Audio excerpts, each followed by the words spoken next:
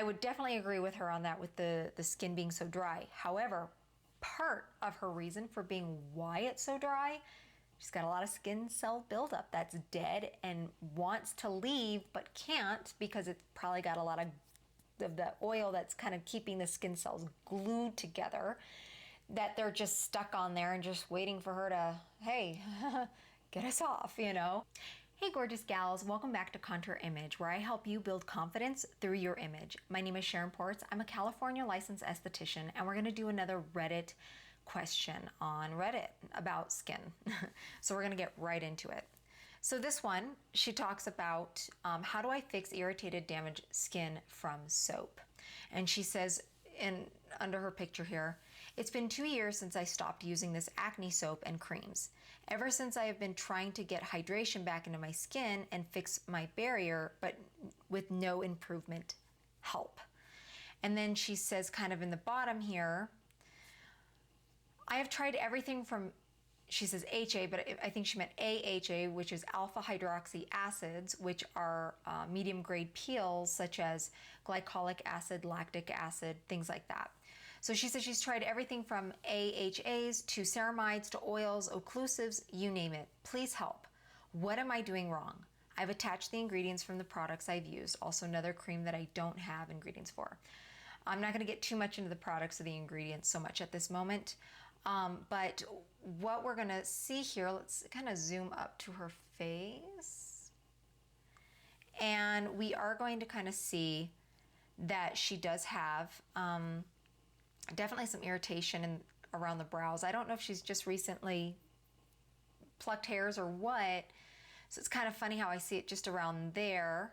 But it looks, the first thing I kind of notice first things off is she's got a lot of skin cell buildup. That's what it looks like to me. It just looks like there's a lot hanging on there, and most of it is very, very dead and probably a little dry. She just might have put something on, or there might be makeup on. I cannot tell if she's wearing any kind of powder on her skin. I get the impression that she is. Maybe that's what's giving it more of a flaky look to me slightly. It looks to me like that, although the picture's not the best. But I have seen a lot of skin, so I get a good sense of what skin really looks like. And that's just what it looks like in this picture to me.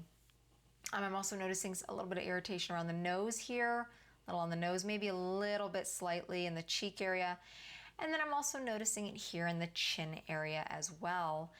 It almost looks like she may have even rubbed her jaw kind of raw a little bit. However, she is breaking out a little bit more there than most other areas on her face. So I would almost say this might even be hormonal acne. That's kind of usually a good spot of it there, not only in the sides here, but it's also the chin area is a good indicator of some hormonal acne.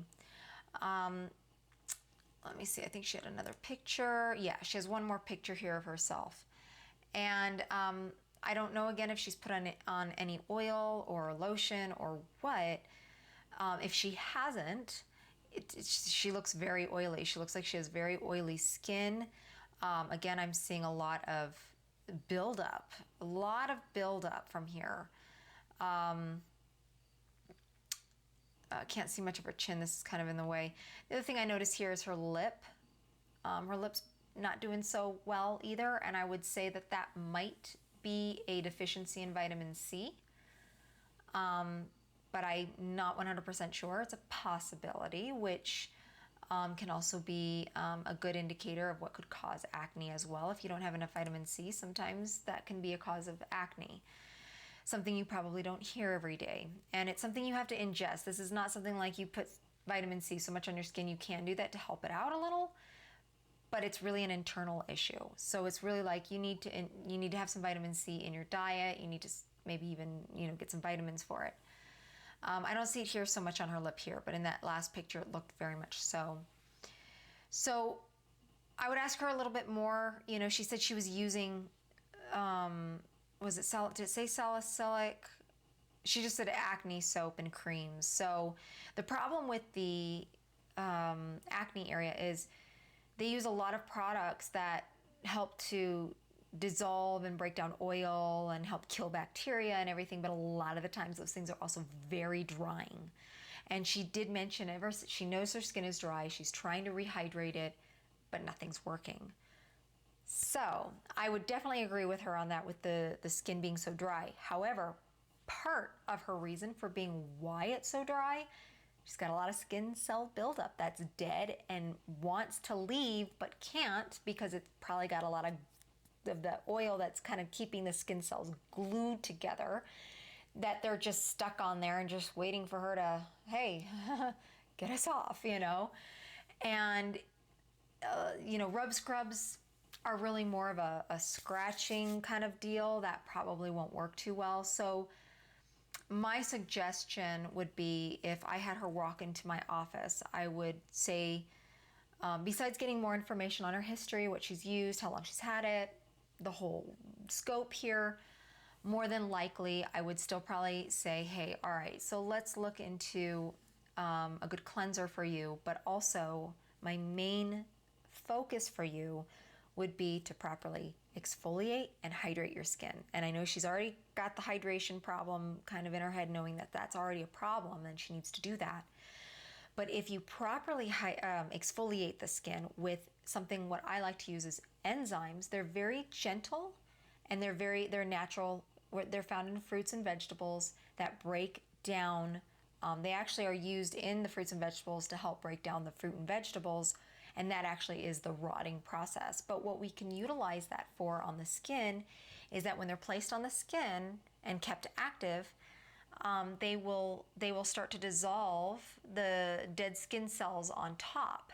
Now, in her case, because it looks like she has oily skin type, and because she probably has a lot of skin cells that are just built up on a cellular level, it can be very thick.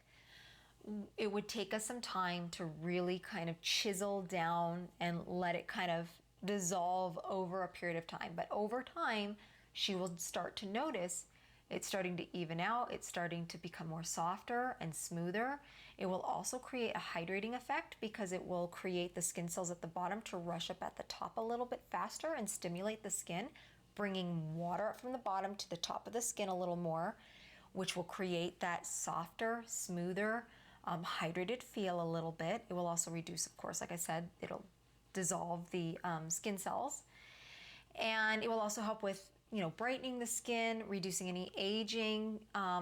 That's what exfoliation kind of does. It will also help a little bit with any sun damage that might be there, so long as you wear sunscreen. And definitely, whenever you properly exfoliate in such a case, you will definitely need to start wearing sunscreen anyway. Whether we did it or not, I would still suggest you use sunscreen. But definitely you would have to use sunscreen, because your skin will be a little bit more sensitive to the sun, because it will want to use that to protect your skin. It'll start sending darker, making melanin to create darker spots, and those could be problems later on in your life. So the other thing that may be incorporated as well with the enzymes would be things like medium grade peels, which you would peel. They're just called peels because they help dissolve the skin a little bit more. And how they do that is they actually dissolve the sebum, which is the oil, which is like the glue that's keeping those skin cells together and compounding them together and keeping them stuck like brick and mortar. So you're kind of using the enzymes to help, dissolve the skin cells, and you're using the medium grade peel that would be best mixed in it. You wouldn't mix it, it would be mixed in from the company that makes the product, and that would actually help dissolve the sebum, the glue that's keeping it together. So those work very well together in order to help get a good effects from that. And then as we get maybe some hydrating products in there, maybe a serum and such, I would also have her using hydrating process in hydrating your skin. Your hydrating cleansers, your hydrating serums, and your hydrating moisturizers will not do the trick. They will be helpful incorporating with the process of hydrating the skin, but you would want to hydrate the skin in the proper way, including those products, in order to really get that hydration into the skin. Now, if she does have oily skin, as we know, water and oil do not mix, so we would have to reduce the oil to such an extreme and then immediately fill it in with water, and there is a way to do that, and I will link that in the description below with a course that I have, as well as a report that I have also written that can help you understand more on how you can do that if you have the struggle of putting hydration into your skin. The other last thing I forgot to mention is I would also find out, is she using like Accutane or something? Because I'm getting the impression she's had problems with acne in the past, because she said she was using acne soaps and moisturizers and stuff, but even though she does have some breakouts and stuff, I don't know if it's been reduced to what it used to be, or if she's still having this, if this is what it was similarly or what. So that would be something I'd have to find out as well. Anyway, if properly hydrating your skin responds differently, it looks different.